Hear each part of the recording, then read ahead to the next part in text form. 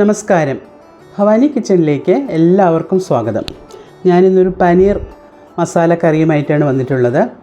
ചോറിനും ചപ്പാത്തിക്കും ഒക്കെ ഒപ്പം കഴിക്കാൻ പറ്റിയ ഒരു നല്ലൊരു മസാല കറിയാണിത്. ഒരുപാട് ഇൻഗ്രീഡിയൻസ് ഒന്നും ഒത്തിരി നേരമൊന്നും വേണ്ട, നമുക്ക് വളരെ പെട്ടെന്ന് തന്നെ തയ്യാറാക്കാനും പറ്റും. എന്നാൽ വളരെ രുചികരവുമായ ഒരു പനീർ മസാല കറിയാണിത്. അപ്പോൾ നമുക്കിതിലേക്ക് എന്തൊക്കെയാണ് വേണ്ടതെന്ന് നോക്കാം. ഞാനിവിടെ 200 ഗ്രാമിൻ്റെ ഒരു പാക്കറ്റ് പനീർ കഷ്ണങ്ങളായി എടുത്തു വച്ചിട്ടുണ്ട്. പിന്നെ ഒരു 2 ടൊമാറ്റോ, നല്ല പഴുത്ത ടൊമാറ്റോ ചെറിയ കഷ്ണങ്ങളാക്കിയത്, 2 നല്ല വലിപ്പത്തിലുള്ള സവാള ചെറുതായി അരിഞ്ഞത്, ഇഞ്ചി വെളുത്തുള്ളി ഒന്ന് ചതച്ചെടുത്തിട്ടുണ്ട്. പേസ്റ്റ് ഉള്ളവർ പേസ്റ്റ് എടുത്തുകൊള്ളുക. ഒരു 2 പച്ചമുളക് അരിഞ്ഞത്, അല്പം കറിവേപ്പില. ഇത്രയൊക്കെയാണ് നമുക്കിതിലേക്ക് വേണ്ടത്. ആദ്യം ഞാൻ ഈ പനീർ ഒന്ന് ഫ്രൈ ചെയ്തെടുക്കുന്നുണ്ട്. നമ്മൾ കറിയിലേക്ക് നേരിട്ട് ചേർക്കാവുന്നവർക്ക് നേരിട്ട് ചേർക്കാം, പക്ഷെ ചിലപ്പോൾ പൊടിഞ്ഞു പോയാലോ, അതുകൊണ്ട് ഞാൻ ഒന്ന് ഫ്രൈ ചെയ്തെടുക്കുന്നുണ്ട്. ഒരല്പം നെയ്യ് ഒഴിച്ച് ഈ പനീർ കഷ്ണങ്ങൾ അതിലേക്ക് ഇട്ട് കൊടുക്കുകയാണ്. അപ്പോൾ ഇങ്ങനെ ആകുമ്പോഴത്തേക്ക് നമുക്ക് ആ ഒരു അധികം പേടി കൂടാതെ തന്നെ നമുക്ക് അങ്ങ് കറിയിലേക്ക് ചേർക്കാൻ പറ്റും. നമ്മളൊന്ന് ഇളക്കി ചേർക്കുമ്പോഴേക്കും ഒന്ന് പൊടിഞ്ഞു പോകാതെ അതേപോലെ തന്നെ കിടക്കും. മറ്റേത് ചിലപ്പോൾ ഒന്ന് പൊടിഞ്ഞു പോയേക്കാം നമ്മൾ ഫ്രൈ ചെയ്യാതെ ഇട്ട് കഴിഞ്ഞാൽ. അങ്ങനെ ചേർക്കാൻ താല്പര്യമുള്ളവർക്ക് അങ്ങനെ തന്നെ ചേർക്കാവുന്നതാണ്. ഞാനിപ്പോൾ ഇതുപോലെ ഒന്ന് ഫ്രൈ ചെയ്തെടുത്തിട്ടുണ്ട്. ഒരു 2 മിനിറ്റ് മതി നമുക്കൊന്ന് ഫ്രൈ ആയി കിട്ടും അത്. പിന്നെ അതേ പാനിൽ തന്നെ കുറച്ചുകൂടെ നെയ്യ് ഒഴിച്ച് കൊടുത്തിട്ട്, നെയ്യുടെ ഒപ്പം വെളിച്ചെണ്ണയോ നിങ്ങൾക്ക് ഇഷ്ടമുള്ള ഏതെങ്കിലും ഓയിലോ എന്തെങ്കിലും വേണമെങ്കിൽ ചേർത്ത് കൊടുക്കാവുന്നതാണ്. ഞാനിപ്പോൾ നെയ്യുടെ ഒപ്പം അല്പം വെളിച്ചെണ്ണയും കൂടെ ചേർത്ത് കൊടുക്കുന്നുണ്ട്. അതല്ല നെയ്യിൽ തന്നെ ഫുള്ളും നെയ്യിൽ തന്നെ ചേർക്കാവുന്നവർക്ക് അങ്ങനെയും തയ്യാറാക്കാം. പിന്നെ ഞാൻ അരിഞ്ഞ സവാള നല്ലവണ്ണം ഒന്ന് വഴറ്റിയെടുക്കണം. ഒരു 3-4 മിനിറ്റ്. ചുമക്കയൊന്നും വേണ്ട, എന്നാലും നല്ലപോലെ ഒന്ന് വഴന്ന് കിട്ടണം. ഈ സമയം ഒരു അല്പം ഉപ്പ് കൂടെ ചേർത്ത് കൊടുക്കാം, അപ്പോൾ പെട്ടെന്നൊന്ന് വഴന്ന് കിട്ടും. അപ്പോൾ സവാള ഇവിടെ ഏകദേശം ഒന്ന് വഴന്ന് കിട്ടിയിട്ടുണ്ട്. ഇനി നമുക്കിതിലേക്ക് ആ ചതച്ച് വെച്ചിരുന്ന ഇഞ്ചി വെളുത്തുള്ളി ചേർത്ത് കൊടുക്കാം. ഞാൻ പറഞ്ഞല്ലോ, നിങ്ങൾക്ക് പേസ്റ്റാണ് കയ്യിലുണ്ടെങ്കിൽ അത് ചേർത്ത് കൊടുത്തോളുക. ഇഞ്ചി വെളുത്തുള്ളി നമ്മൾ ഫ്രഷായിട്ട് ചേർക്കുമ്പോൾ അതിനൊരു പ്രത്യേക മണമായിരിക്കും കറിക്ക്. അതുകൊണ്ട് അങ്ങനെ ചേർത്തു എന്നേ ഉള്ളൂ. പേസ്റ്റ് ഉള്ളവർ അത് ഉപയോഗിച്ചോളുക. പിന്നെ ആ പച്ചമുളകും ചേർത്ത് കൊടുത്തിട്ടുണ്ട്. പച്ചമുളകും ചേർത്ത് നല്ലവണ്ണം ഒന്ന് വഴറ്റി ഇനി ഇതിലേക്ക് ആ ടൊമാറ്റോ ചേർത്ത് കൊടുക്കാം. അരിഞ്ഞ ടൊമാറ്റോ 2 ടൊമാറ്റോയാണ് ഞാൻ എടുത്തിട്ടുള്ളത്. നല്ല പഴുത്ത ടൊമാറ്റോയാണ്.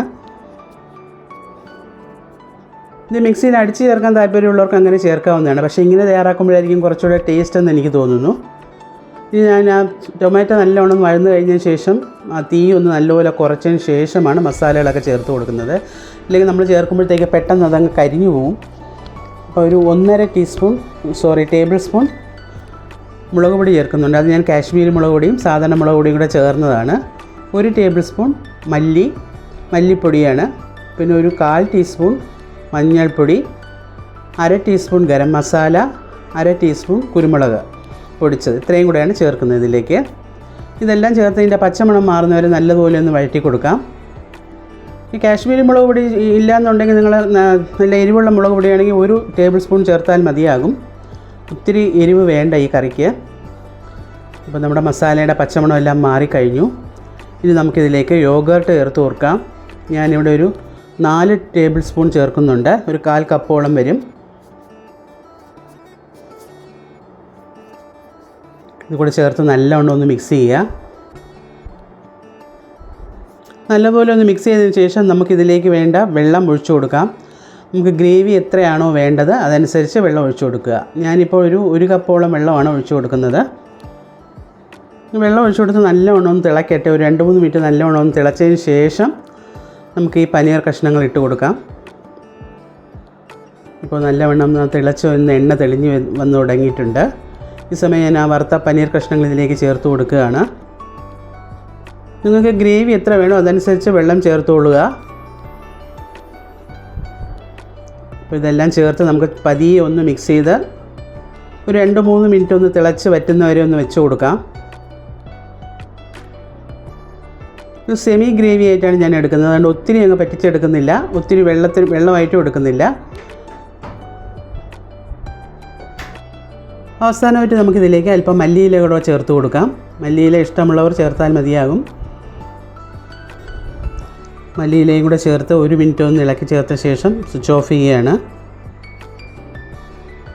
ഇവിടെ നമ്മുടെ പനീർ മസാല കറി ഇവിടെ സൂപ്പറായിട്ട് റെഡി ആയിട്ടുണ്ട്. ഞാനിതൊരു ഡിഷിലേക്ക് മാറ്റുകയാണ്. ചപ്പാത്തിക്കും ചോറിനും ഒപ്പം കഴിക്കാൻ പറ്റിയ ഒരു അടിപൊളി പനീർ മസാല കറിയാണിത്. ചപ്പാത്തിയുടെ ഒപ്പം മാത്രമല്ല, നമുക്ക് പൊറോട്ടയുടെ ഒപ്പമോ അല്ലെങ്കിൽ ഇടിയപ്പത്തിൻ്റെ ഒപ്പമോ ഒക്കെ കഴിക്കാൻ പറ്റിയതാണ്. അപ്പോൾ വളരെ വളരെ ടേസ്റ്റിയായ ഈ പനീർ മസാലക്കറി നിങ്ങളും ഇതേ രീതിയിലൊന്ന് തയ്യാറാക്കി നോക്കുക. ട്രൈ ചെയ്ത് നോക്കി നിങ്ങൾക്ക് ഇഷ്ടപ്പെടുകയാണെങ്കിൽ ലൈക്ക് ചെയ്യുക, നിങ്ങളുടെ ഫ്രണ്ട്സിനും റിലേറ്റീവ്സിനും ഒന്ന് ഷെയർ ചെയ്യുക. നിങ്ങളുടെ വിലയേറിയ കമൻസും എന്നെ ഒന്ന് അറിയിക്കുക. എൻ്റെ ഈ വീഡിയോസ് ആദ്യമായിട്ട് കാണുന്നവരുണ്ടെങ്കിൽ ഒന്ന് സബ്സ്ക്രൈബ് ചെയ്യാനും മറക്കാതിരിക്കുക.